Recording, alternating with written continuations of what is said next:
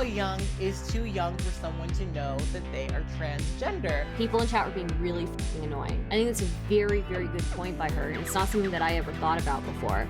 If you're feminine, you transition. If you're masculine, you don't, right? I don't love that idea. I don't love that idea for many reasons. I'm not talking about giving HRT to children, guys. Because I transitioned very young, have an immense amount of privilege. There are a lot of experiences that I have never had that would have made my trans life more complicated because I transitioned so young. So when I think about people who are transitioning in high school or even middle school. Okay, we tried to watch this the other night. I think we can try and watch this now, okay? Let's try and watch it. Let's see if we get through it, okay? Don't be a bunch of chodes, okay? Those are people who are really set up for success.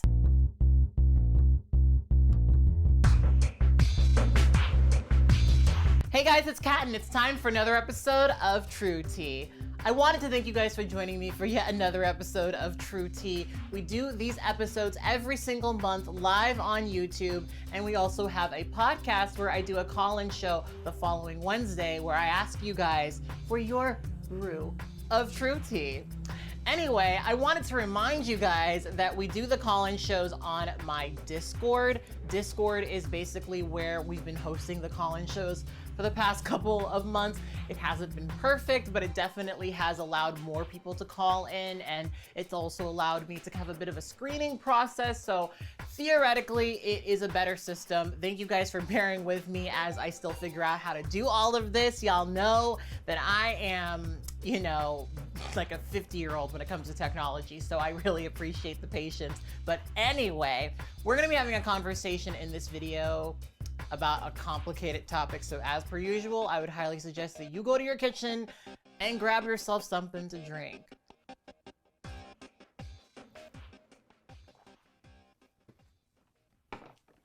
All right. So I wanted to talk to you guys about something that may or may not be a little controversial. And the question that I want to ask this month is, how young is too young to be transgender? Now, the reason why I wanted to ask this question is because we're having so many conversations about trans youth right now. As we've discussed on previous episodes, there is a concerted effort to basically make being transgender harder and harder and harder. And one of the first things that they're starting to do is go after trans kids. They want to make it so that in some states, the doctors who treat trans children are arrested. They also want to make... Wait, could you not finish it the other night because it's boring, or because people in the chat were being annoying? Because people in chat were being really annoying. That's why I couldn't finish it. People in chat were being really fucking annoying. So, oh, I should probably change my stream title. How young is too young to be trans? Okay.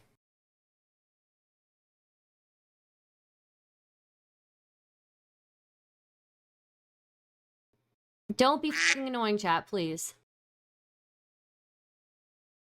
It so that the people who are in the family who support this trans child are also being charged for child abuse. And there's a lot of really shitty things happening to trans kids, and they've already started to fight to make it harder for anyone to be transgender. And you know, you guys know that I don't like to sort of entertain completely the idea that people are just ignorant, right? The cruelty is the point. We're seeing that more and more, and I think it's silly to act like the people who are legislating against transgender people just don't understand. But I do feel like there are still some people who do feel that way, and I wanted to start this conversation for that reason. To have a conversation about kids who are transitioning and my own sort of thoughts about it. And as I said, we have a call-in show where y'all can come and give me your thoughts as well.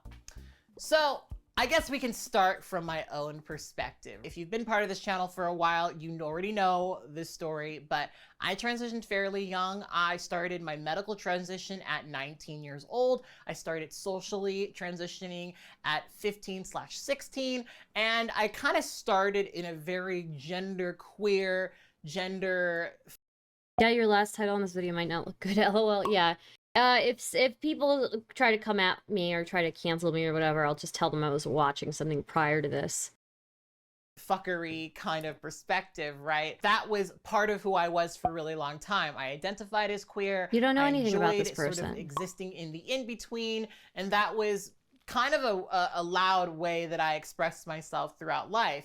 And when I went away to college, I had the realization that I wasn't really being honest with myself when it came to that my genderqueer identity, and this is my story, not everyone's, was really based in this desire for me to reach for who I knew myself to be and also maintain a part of the persona that some people had grown to love, because y'all know I was a little bit popular in high school or whatever. So, I really struggled really confidently claiming myself as a trans woman.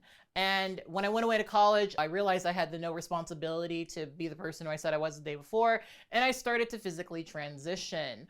And that is something that I'm very thankful I did. To me, I'm 31 years old now. Transitioning is something that I can't imagine not doing. And frankly, even though I transitioned in my mid to late teens, I still sort of avoided a lot of the things that quite a few of my trans elders, quite a few of the trans people who came before me had to go through, because a lot of their experience with transition was transitioning later in life, transitioning often after children, after a marriage, after living a long life being known and seen as a man in society. And because I transitioned so young, I can't really say that society has ever known me as a man. And that has been incredibly beneficial to my life. It's made it so that I have a much easier way. By the way, guys, consider subscribing and super chatting.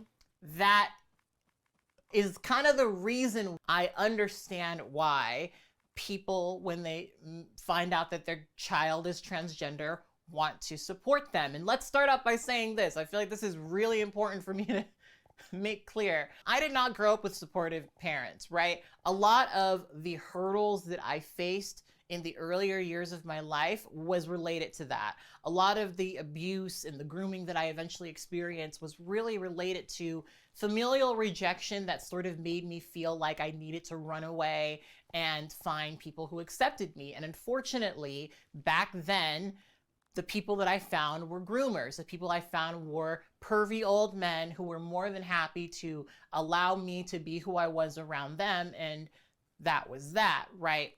And for me, understanding what my life was, especially during those years, makes it so that I have an immense appreciation for the fact that there are parents right now who are open to the idea of having a child who is transgender, because all I knew growing up was that that was the embodiment of everything my father especially did not want for me to be. Fast forward years and years later, my father and I don't really have a relationship. I might call him twice a year. That's just what it is. That's the relationship that I have. And that rift has made my life harder. The rift between who I was and who my family wanted me to be has made a lot of navigating through the world much harder for me. But I also, because I transitioned very young, have an immense amount of privilege. There are a lot of experiences that I have never had that would have made my trans life more complicated because I transitioned so young. So when I think about people who are transitioning in high school or even middle school, those are people who are really set up for success. And I guess it's really important to define what success is for a trans person, right? I think some people don't get this because the way that they digest trans media is, very particular. But for most transgender people, their goal in their life is to not constantly have to talk about being transgender. It's to not constantly have to refer or describe or discuss or reference their trans status, because especially in our society as it is currently, that is often a deterrent, right? That is often a thing that makes you living your life harder. And when I was younger, I had the goal of being stealth, because realistically, especially back when I came up in, the mid to late 2000s, it wasn't possible for you to be out and trans and also survive. It wasn't possible for you to be out and trans and be anything other than a sex worker, right? Which sex work is work. Obviously, How old was she? I can't type and listen at the same time. She was 19 when she transitioned. told you guys in the past that I have a sex work past, but I did not want that to be who I was, right? And so I knew that if I wanted to have a chance at living a quote normal life, look at me now, I'm so much weirder than for reasons that have nothing to do with me being transgender. But I knew that if I wanted to live a normal life, stealth was going to have to be part of it. And I was stealth for a couple of years. And my life when I was stealth was very free of, at least, how to say this? Did I have strife? Yes, but the strife that I had was mostly related to me feeling super isolated. A lot of my stealth came from me isolating myself from other people. And when I say that, I mean isolating myself from social groups, moving to certain areas, not going to this place or that place where someone knows who I am and then thus knows that I'm transgender, right? A lot of that time for me was stressful in that way, but when it came to my transness being used against me, non-existent, didn't happen. And that was refreshing. And so I know that the parents of trans kids who support their children transitioning young are supporting the ability for those kids to do that, the ability for those kids to have a quote normal life. For some people, if my kid's going to be trans, I might as well make it so that they have the most normal life possible. And I think what some people don't get is that a lot of the financial burden of being transgender is related to a transgender person trying to reverse their secondary sex characteristics. I think this was a really interesting point that she brought up, that a lot of the expenses that trans people have and have to spend money on is due to the secondary sex characteristics. So I think that's a very interesting point, very important point. Let's see. When a trans woman goes and gets surgery for her face, she's predominantly getting rid of and sometimes feminizing even further all of the things that developed during puberty, right? When a trans person gets, a breast augmentation, they are addressing the fact that they did not develop breast during puberty. And obviously these things are incredibly expensive. I'm part of a couple of different trans surgery groups. And just so that people understand, it's very hard to get any of the surgeries that I've mentioned without spending upwards of $100,000. Imagine if you felt. Yeah. So when you bring in the idea that this can, yeah, this is a very good point by her. This is not something that a lot of people seem to bring up when they're making this argument. I think that when you bring in the argument that these secondary sex characteristics that develop after a certain age end up leading to costing upwards of $100,000, that actually makes it much more compelling than a much more compelling argument for why younger people should have access to puberty blockers, things like that. Yeah, this is basically never discussed. Yeah, I think that is, I think it's a very, very good point by her. And it's not something that I ever thought about before when thinking about why should we allow a young person to be on puberty blockers or transition socially, things like that.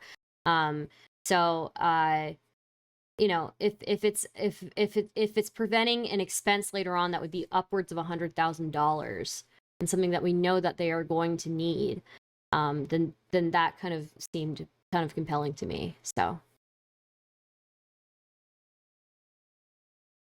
and that $100,000 expense is, going to be life changing, right?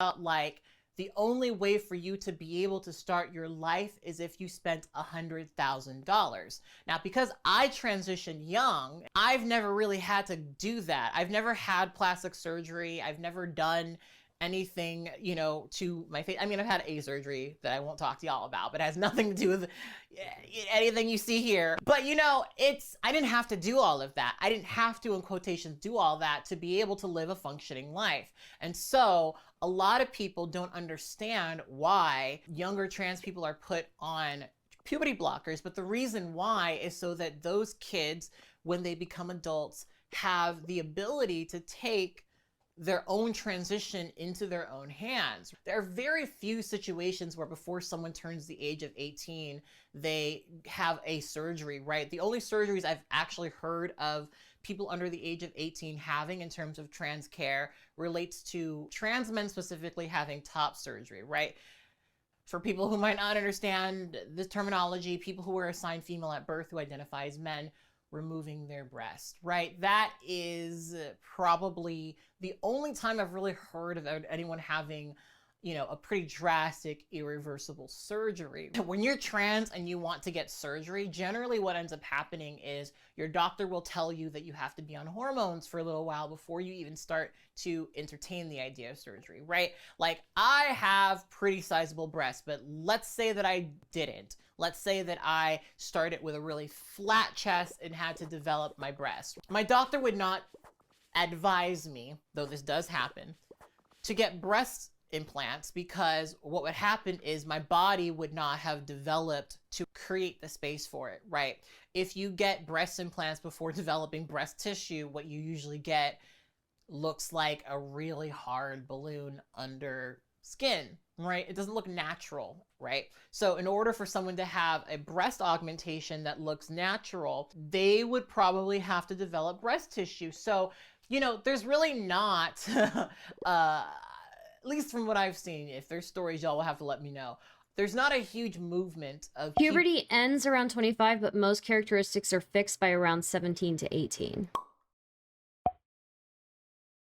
Well, okay, so the thing at Crystal Clear Art is that most trans people, I think, when they get this type of surgery, they are paying out of pocket. It's not something that's covered by insurance. So when you think about this person having to pay out of pocket upwards of $100,000 later on in life versus being given the option to delay puberty for a little bit until they know that they're sure, and then not having to pay near the same amount, right? That $100,000.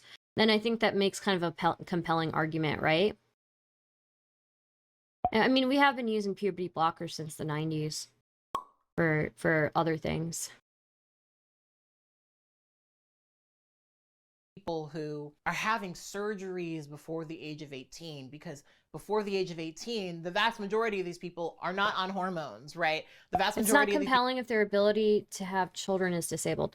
Sure, but I don't think anybody's talking about like surgery under the age of 18, right? People are just talking about puberty blockers.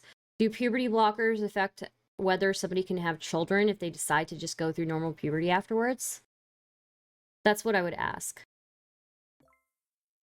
People don't actually take feminizing or masculinizing hormones. They take puberty blockers, which essentially, once you stop, your puberty happens as your puberty does, right?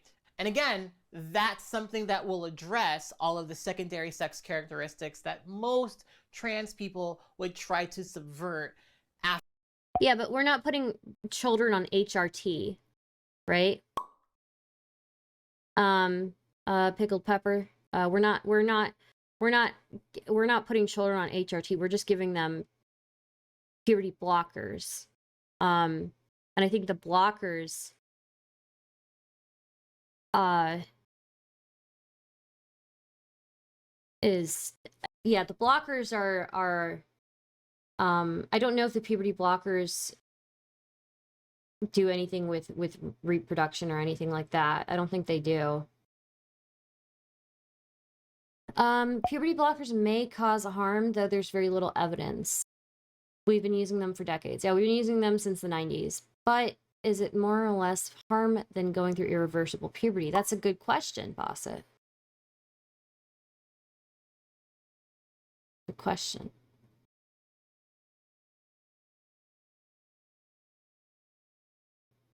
We're not talking about HRT, we're just talking about puberty blockers. Do blockers just block the process with no effects upon how process when stopped? I'd be curious if there's any lingering effects. I'd be curious too. Oh, we've been using them since the early 80s. I thought it was the 90s. Damn.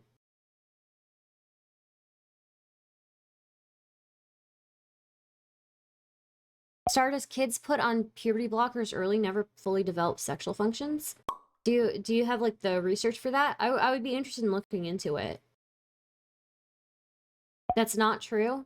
Boss says that's not true.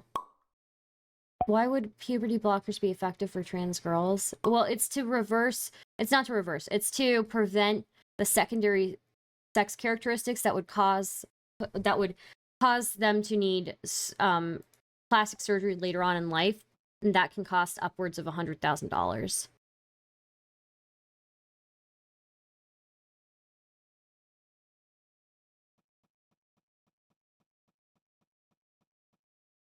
I think it's an interesting topic to talk about, right?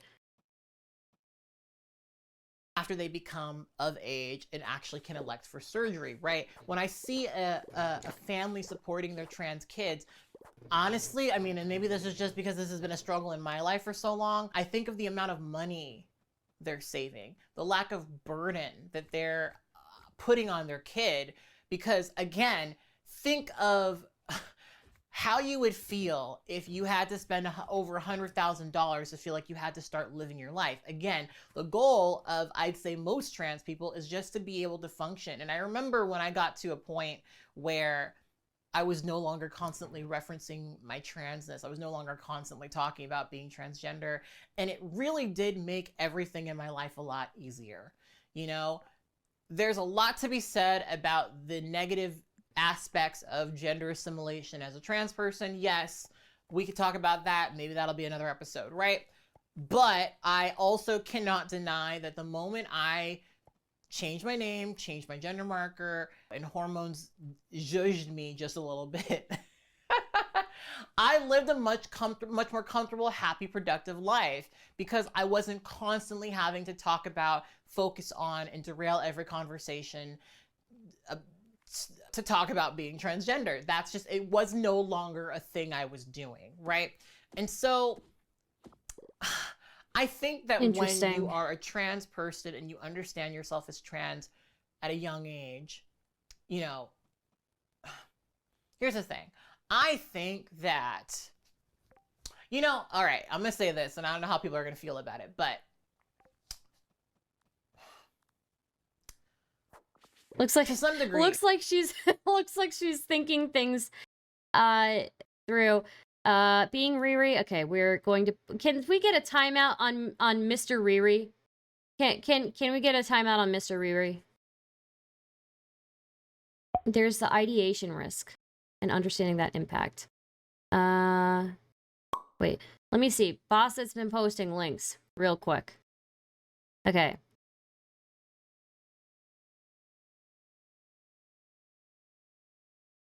I'm not talking about giving HRT to children, guys. I'm not talking about that. I'm just talking about puberty blockers. Just a second. What is this? There's the ideation risk and understanding that impact.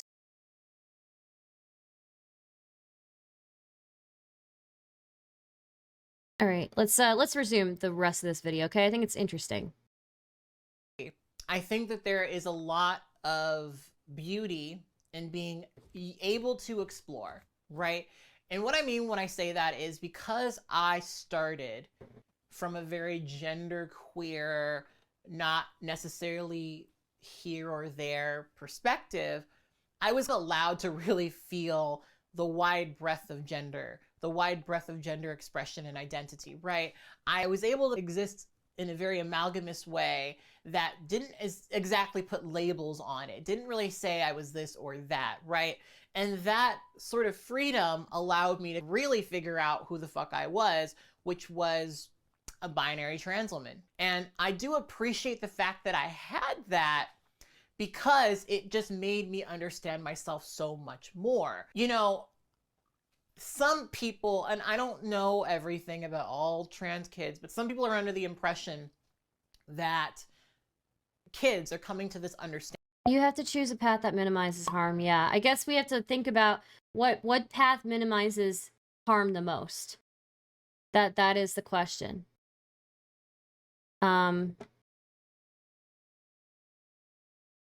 What opinion, not opinion, what path reduces harm the most? I don't know.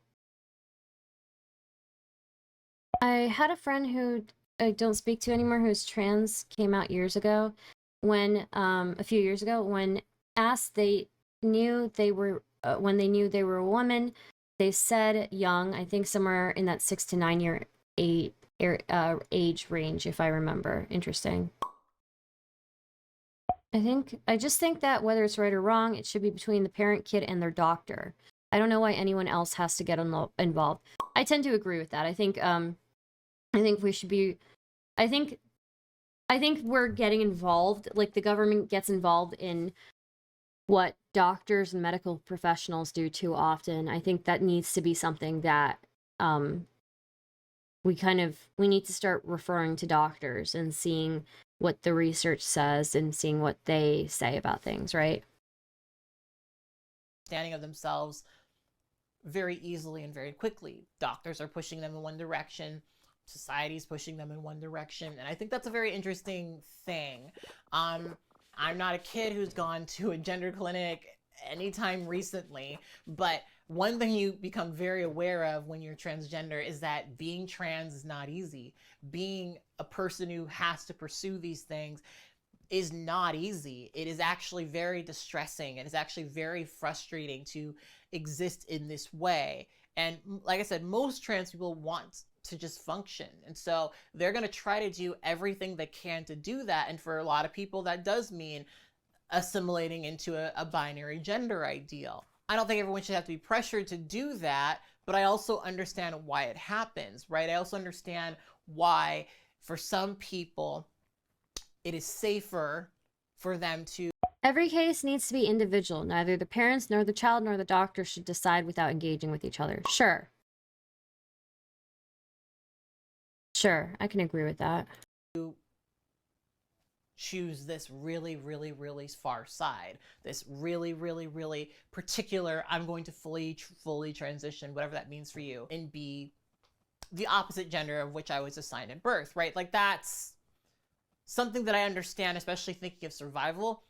That makes sense, right?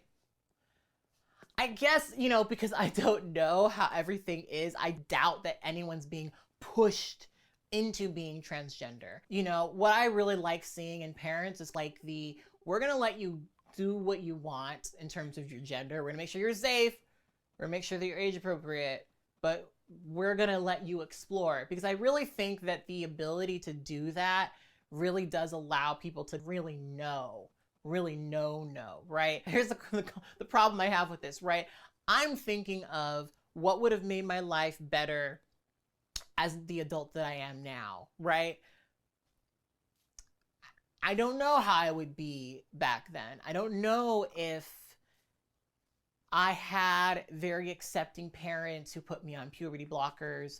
I don't know what that would be like. I guess that's because I can only really know myself now. And I look at my adversity and I look at my past and I see it as something that built character for who I am today. It's hard for myself to imagine who I could be today without imagining the strife that I went through. But at the same point, I don't really want for people to go through strife. I don't really want for trans kids to have to think about the shit that I had to think about. Like, I was doing survival sex work because I wanted to afford hormones, right? That was how serious it got, right? I don't want for that to be anyone's reality. I would not wish that on anyone. And so I'm totally in favor of doing anything that makes it easier for a trans person, right? I guess I also can't, on the other hand, walk away from this thought that when I was younger and I had the freedom to explore myself and self-define myself, in a way that made sense to me in the moment, that it really did help me come to terms with who I am now, in a way where I could not deny it, in a way where I couldn't even imagine myself being any other way. I'm proud of that experience. So I guess it leaves me with the question mark, right? How young is too young for someone to know that they are transgender? I think we've already established that a lot of kids develop their understanding of their gender at a very young age. I think 6 is the age, right? They have an awareness of their gender at that age. And so to me, it's not totally out of the question that a young person, especially even slightly older than that, might understand themselves to be transgender. But I guess in a way, I do, just because of my own experience, support the idea of having them be whatever makes sense to them in the moment so they can understand themselves further. I think that's probably the most I have to say about this right now, because I guess on one hand, if people are out there pressuring people to transition, I think that's not a great thing. You know, I've talked about this a couple times, but I know one person who came up in the 80s, and in the 80s, in the space that they were in, because they were a feminine male, people really encouraged them to transition because that was, in the space they were in, the norm. If you're feminine, you transition. If you're masculine, you don't, right? I don't love that idea. I don't love that idea for many, many, many, many, many, many reasons. Biggest one being that this particular person later, even after they've had post-op bottom surgery, came out as not being a woman, you know, because when they sat with themselves, when they really had those conversations with themselves, they realized that that's not who they were, right? That they liked their body or whatever, but if they could be honest about who they were back when I think this is base. She's giving the other side of the argument here too. She's kind of in the middle on this as well, just like I am.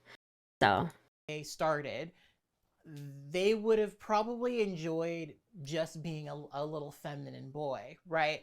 I think detransition stories are interesting because you sometimes come up on stories like this that kind of point at the fact that some people in some situations, you know, do indeed feel pressured to transition, which I think no one should. For me, transitioning was a survival thing. It was something that I might have questioned the reality of doing it, but once I fully understood who I was, there was no question about it. I couldn't imagine being anyone other than who I am today. I couldn't imagine detransitioning, but I also had the freedom early on in my life, freedom in quotations, AKA I was doing shit, you know, outside of the view of my parents, to explore who I was and not necessarily make that decision right away. So I guess in some ways I'm sort of divided. So I'm really curious how you guys feel, because I don't really necessarily feel like a kid can't know that they're trans. I think someone as young as 10 can know that they're transgender, as young as 6 can know that they're transgender. But I do also know that there's a lot to consider when it comes to being transgender. There's a lot to consider when it comes to physically, medically transitioning. And so I wonder if telling kids to wait or telling kids to hold off is the worst thing in the world. I don't know. That's pretty reasonable from her, really for her. So, yes. I would love to have a conversation with you guys about it. Like, y'all know this is definitely one of those episodes where I don't have a here or there perspective. I probably won't fully settle on an idea, but I would love to hear from you guys. So please call in on Wednesday. We're gonna have a whole conversation about this stuff. Y'all call in, correct me, come and drag me, whatever you want to do. Just come with respect for the show and with the desire to participate in the conversation. On that note, I will see you guys next time. You guys can always check out the full call-in show on my Patreon, where I archive every single episode. So yeah, check me out on there. There's also other stuff that you might like, you know, advanced episodes of True Tea, you know, or whatever. On that, I'll talk to you guys later. Bye. I really have grown on her recently on like on what's her name?